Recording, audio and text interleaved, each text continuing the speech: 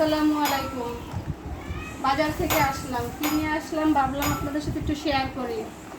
একটা পাঙ্গাস মাছ, এখানে আছে 1 কেজি খাসি মুরগি, এটা হলো একটা ফার্মের মুরগি, আর মরিয়মের জন্য দুধ নিয়ে আসলাম।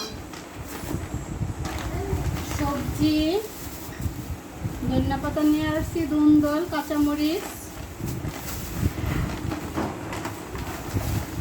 করলা,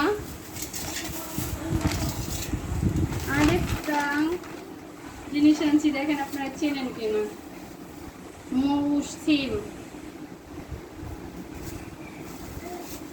ভর্তা খাওয়া হবে, এটা রান্না করে খাই না, ভর্তা খাই। ভর্তার জন্য নিয়ে আসলাম শুকনা জাল। বাবু बिल्लू रखी था तुझको बात में